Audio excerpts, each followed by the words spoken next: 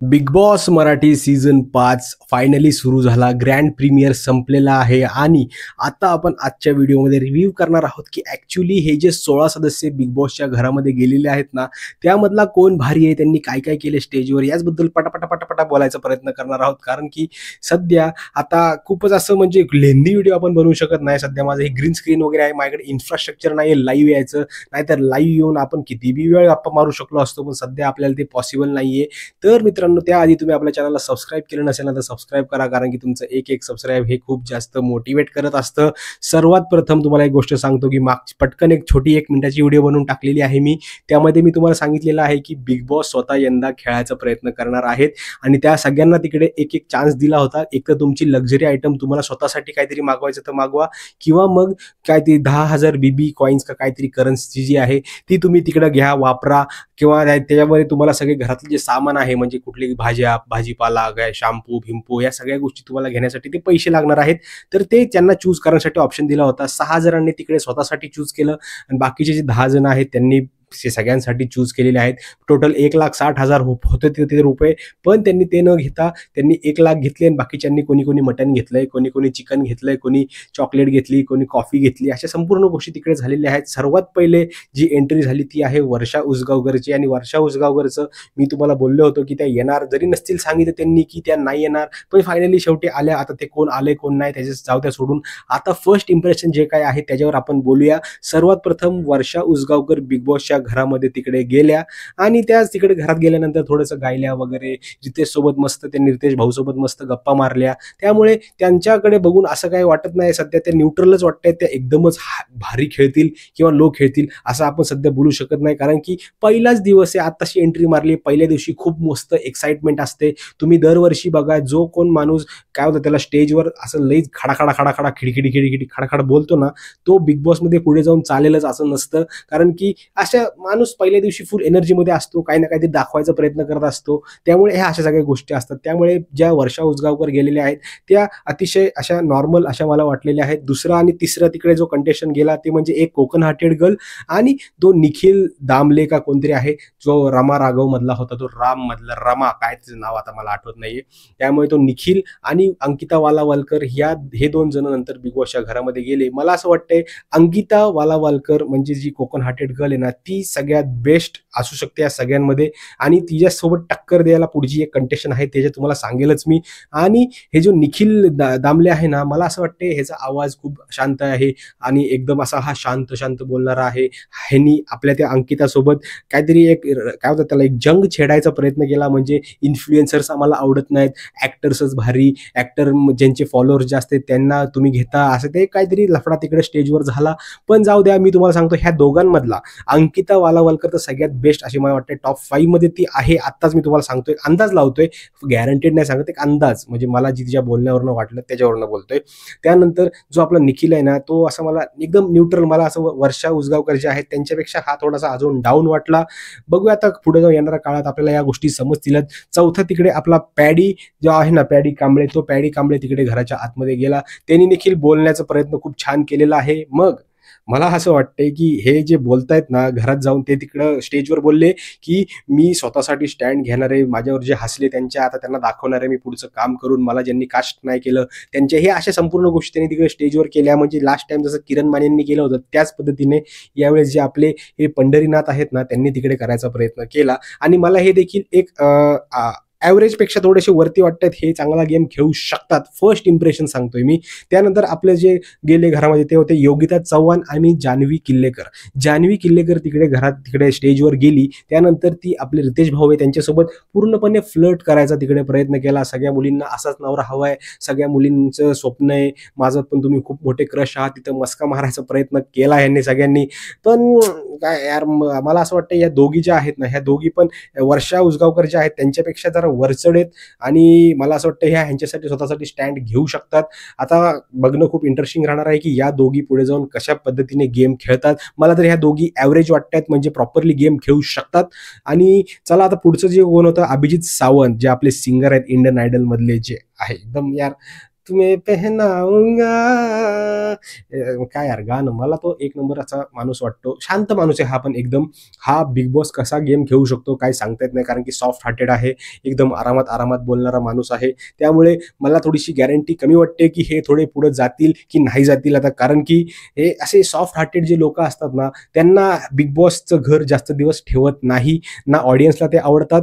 ते सगळ्यांना म्हणजे असं एक नॉर्मल एक चांगला माणूस म्हणून सगळ्यांना आवडतात, पण ॲज अ प्लेयर ते कोणालाही आवडत नाहीत. अशा प्रकारची जी गोष्ट असते जी घडते, जे एकदम शांत माणसं आहेत त्यांच्यासोबत. तर मला असंच वाटतंय की अभिजित सावंत हे थोडेसे एकदम असे सॉफ्ट हार्टेड आहेत. ह्यांचा गेम बघणं खूप इम्पॉर्टंट राहणार आहे, कारण की सॉफ्ट हार्टेड लोकांना थोडासा प्रॉब्लेम बिग बॉसच्या घरामध्ये नक्कीच होतो. त्यानंतर जे आहेत आपले घनश्याम, जे आपले म्हणजे छोटा पुढारी जे आहेत, ते बोलायला भाई एक नंबर आहे कार्टून हा, एकदम खतरनाक. ते नेता म्हणजे काय होतं, त्याला एक राजनीतीमधला तो एक माणूस आहे आणि त्याच्याकडे ते वक्तृत्व आहे, ते खतरनाक, त्याचे पॉईंट मांडू शकतो, भांडण देखील करू शकतो. हे देखील खूप पुढे जाऊ शकतो असं मला वाटत आहे आता, कारण की ज्या पद्धतीने तिकडे रितेश भाऊ सोबत ते आपला बोलला ना तो घनश्याम भाई, तेव्हापासून मला असं वाटतं की हा देखील खूप लांबपर्यंत जाऊ शकतो. ज्या गेल्या वर्षी जो एक नवीन आला होता तो डान्सर, त्याच्या तुलनेत हा खूप बेटर आहे, कारण की ह्याच्याकडे बोलण्याचं वक्तृत्व आहे. त्यानंतर घरामध्ये गेली ती होती इरिना रुदाकोवा, जी चेअर लीडर आहे, जी की क्रिमिया म्हणजे तिकडे रशियाचाच एक पार्ट आहे, तिकडून ती आलेली आहे. मराठी ती बोलते बरं का, पण तुम्हाला एक बोललो होता, तिची भाषा कोणाला समजत नाहीये, ती तुटकी फुटकी बोलते, ठीक आहे, पण जास्त दिवस आपली महाराष्ट्रातली जनता तिला काय बिग बॉसच्या घरामध्ये ठेवेल असं काय मला वाटत नाहीये. आणि तुमचं देखील काय मत आहे हिच्याबद्दल मला नक्की सांगा, कारण की थोडं इंटरेस्टिंग आहे. हिला आणायचा प्रयत्न केला ह्यांनी, थोडासा गेम खेळायचा प्रयत्न केला बिग बॉसने. आता हे खूपच मजेशीर आहे, बघू आता कसं होतंय पुढे जाऊन. त्यानंतर घरामध्ये गेली निकी तांबोळी. निकी तांबोळी भाई ही एक विनिंग मटेरियल आहे. हिने तिकडे खटाखट खटाखट प्रश्न विचारले रितेश भाऊनी की तुम्हाला काय 10,000 पाहिजेत, की तुम्हाला काय कुठली ती कॉफी फिफी का काहीतरी पाहिजे. तिने सरळ सरळ तिथं काय केलं, तिने कॉफी घेतलेली आहे तिकडे. ती बोलली मला घराची देणं घेणं नाही, माझ्यासोबत कोण ट्रॉफी बिफी शेअर करणार नाही, त्यामुळे मी कशाला शेअर करू, मी माझा स्वतःचा विचार करेल. निकी त्यामुळे ही स्वतःसाठी खूप स्टँड घेणार आहे. तिचे बिग बॉस 14चे जर तुम्ही छोटे छोटे क्लिप्स बघितले ना, तर तुम्हाला समजेल की ही जी आपल्या हे निकी तांबोळी आहे ती कशा पद्धतीने भांडते, कशा पद्धतीने बोलते, कशा पद्धतीने वागते. ही एक खूपच पुढे जाणारी व्यक्ती आहे, असं हे फर्स्ट इम्प्रेशन मला आलेलं आहे. आणि फर्स्ट इम्प्रेशन कशाला, ती बिग बॉस 14 खेळून आलेली आहे हिंदीचा, त्यात ती टॉप 3 मध्ये गेली होती, त्यामुळे विचार करा तिच्यामध्ये दम आहे, ती खूप पुढे जाऊ शकते. त्यानंतर अरबाज आणि जे आपले वैभव चव्हाण हे दोघं जण रांगडेगडी एकदम खटाखट डान्स बिन्स करत तिथे आले. आणि त्याच्यामध्ये परत वैभव चव्हाण जे आहेत ते पण एकदम सॉफ्ट हार्टेड आहेत, त्यांच्याकडे बॉडी वगैरे सगळं आहे, पण ते जरा सॉफ्ट हार्टेड आहेत, त्यांना देखील तिकडे ऍडजस्ट व्हायला थोडासा प्रॉब्लेम होईल. पण जो अरबाज शेख आहे, अरबाज पटेल का अरबाज शेख ते माहित नाही आपल्याला आता, अरबाज पटेल जो आहे ना, तो तिकडे मला असं वाटतंय त्यांनी स्प्लिट्सविल्ला खेळून आलाय. ज्या पद्धतीने शिव तिकडून रोडीज खेळून आला होता, तसंच स्प्लिट्सविल्ला मधून यावेळेस अरबाज पटेल आलेला आहे. आणि ह्याची हाईट आहे 6 फूट 4 इंच, हा सगळ्यात उंच आहे तिकडे घरामध्ये, आणि ह्याच्याकडे डोकं असणार आहे खेळण्याचं.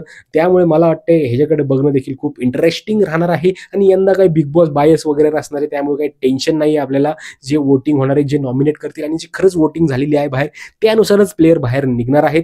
त्यामध्ये मला असं वाटतं की हे जे आपला अरबाज पटेल आहे ना, तो 100% पुढे जाऊ शकतो. त्यानंतर घरामध्ये गेले आपली आर्या जाधव, जी की एक रॅपर आहे, हसल MTV हसलमध्ये होती, ती देखील तिकडे मस्का मारायचा प्रयत्न करत होती आपल्या रितेश भाऊला. आणि ती बोलायला पण एकदम स्मार्ट आहे. ती देखील मला असं वाटतं ॲव्हरेज पेक्षा वरची कंटेस्टंट आहे, ती देखील ती लांबपर्यंत जाऊ शकते. त्यानंतर आपले पुरुषोत्तम दादा पाटील, जे की कीर्तनकार आहेत, त्यांनी तिकडे बोलायचा प्रयत्न केला, त्यांनी तिकडे मत मांडायचा प्रयत्न केला. त्यांनी तिकडे सांगितलं की मी बाहेर वेगवेगळ्या प्रकारचं ते कीर्तन करतात, ते डान्स करून कीर्तन करायचा प्रयत्न केला. या संपूर्ण गोष्टी त्यांनी तिकडे सांगितल्या. त्यामुळे ह्यांच्यासोबत देखील गावागावात कनेक्ट झालेला माणूस आहे, तो देखील बिग बॉस बघेल ह्यांच्यासाठी खास, आणि ह्यांना देखील तिकडे सपोर्ट करू शकतो. पण हे मला असे ॲव्हरेज वाटले थोडेसे. आता बघू येणारा काळ, आता हे फर्स्ट इम्प्रेशन आहे त्यामुळे आपण काही बोलू शकत नाही, पण हे जरा मला नॉर्मल वाटले, हे गेम खेळू शकतात आता. कारण की हे सगळे काय होतं त्याला, ते आपलं आता शब्द आठवत नाही, ते शब्द आठवलं पुढच्या व्हिडिओमध्ये नक्की तुम्हाला ही गोष्ट सांगेल मी. त्यानंतर घरामध्ये गेले आपले धनंजय पवार, कारण की तुम्हाला माहिती आहे नवरा बायकोची भांडणं, आणि त्यामध्ये मम्मी म्हणजे आई आणि बायको अशा दोघांची भांडणं, ह्याच्यावरनं ते फेमस झाले.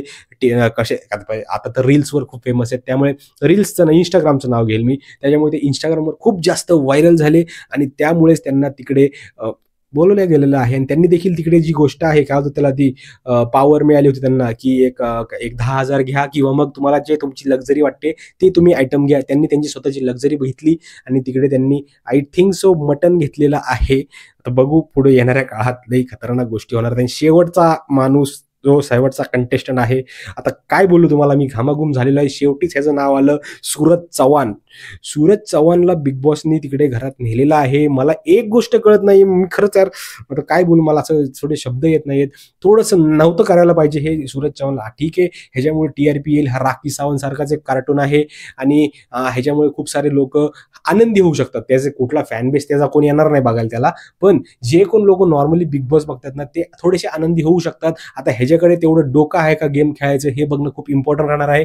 आणि आपण स्पष्टपणे व्हिडिओज बनवणार आहोत, त्यामुळे आपण काय घाबरत बिबरत नाही कोणाला. त्यामुळे स्पष्ट आपलं मत असणार आहे सगळ्यांबद्दलचं. त्यामुळे धडाकेबाज आपले रिव्ह्यूज असणार आहेत. आणि मी आता इथून पुढे काही एवढी मोठी आपली व्हिडिओ नसणार आहे. ही एक फर्स्ट इम्प्रेशन व्हिडिओ होती. मला कंटिन्युअसली त्यांची एंट्री झाल्या व्हिडिओ बनवायच्या होत्या, पण त्या काही जमल्या नाही, म्हणून आता एक मोठी व्हिडिओ बनवतोय. इथून पुढे जो इन्सिडेंट घडेल ना त्या स्पेसिफिक इन्सिडेंट बद्दलच आपण बोलणार आहोत. कारण की व्हिडिओ छोटी असली ना त्या पॉईंटवरच आपण फक्त त्या पॉईंटवरच ज्यांना तो पॉईंट ऐकायचा आहे त्यांना ती मजा येऊन जाईल. आणि एकदम खतरनाक असे एकदम कधी आधीमध्ये अपशब्द देखील निघू शकतात एकदम, कारण की आपली भाषा तशी आहे मित्रांनो. बघूया आता कसं होतंय. तर मित्रांनो, तुम्ही ही व्हिडिओ इथपर्यंत बघितली असेल, तुमचं काय मत आहे, मी जे काही सांगितलं ते तुम्हाला आवडलंय का नक्की मला कमेंटमध्ये सांगा. तोपर्यंत पुढच्या व्हिडिओमध्ये भेटूया. जय हिंद, जय महाराष्ट्र.